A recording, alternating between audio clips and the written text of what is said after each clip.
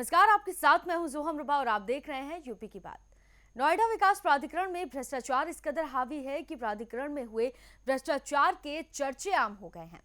प्राधिकरण के कई अधिकारी बिल्डर और भू स्वामियों के साथ मिलकर एक के बाद एक घोटाला करते जा रहे हैं। सुप्रीम कोर्ट ने नोएडा प्राधिकरण के कामकाज में गड़बड़ी और भूमि अधिग्रहणकर्ताओं के बीच में अधिकारियों की सांठगांठ की आशंका जताई और अथॉरिटी में हुए भ्रष्टाचार की जांच के लिए एक विशेष जांच दल यानी कि एसआईटी का गठन किया।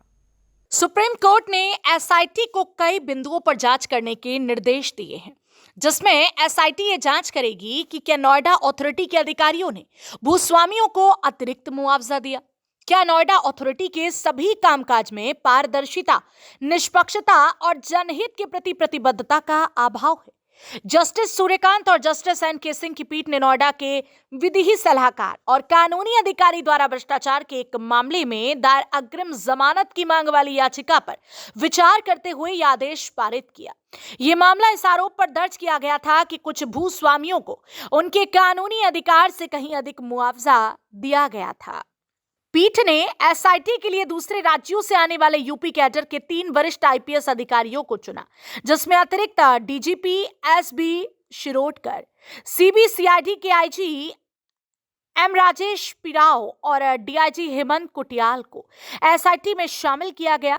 सुप्रीम कोर्ट ने निर्देश दिया है कि एसआईटी अन्य बातों के साथ साथ कई मुद्दों पर भी विचार करेगा। एसआईटी को यह जांचने का काम सौंपा गया है कि क्या नोएडा के समग्र कामकाज में पारदर्शिता, निष्पक्षता और वास्तुनिष्ठता का अभाव है, जबकि प्राधिकरण द्वारा अधिग्रहित भूमि के लिए किसानों को पर्याप्त मुआवजा नहीं दिए जाने के मामले पहले से ही चल रहे थे।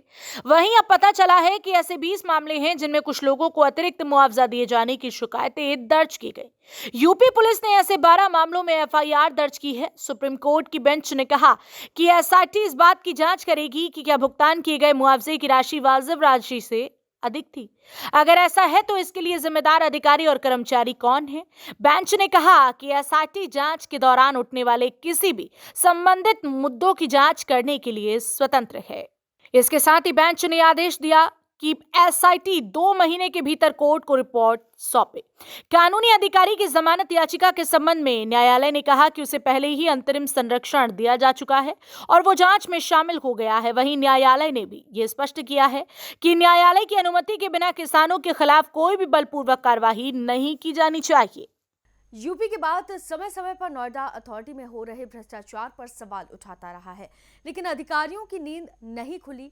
अब अथॉरिटी में हो रहे भ्रष्टाचार को लेकर सुप्रीम कोर्ट ने जांच के लिए टीम गठित कर दी है, तो वहीं जांच समिति 2 महीने के भीतर अपनी रिपोर्ट सौंपेगी। अब देखना होगा कि जांच के बाद में कौन कौन अधिकारी भ्रष्टाचार में संलिप्त पाए जाएंगे।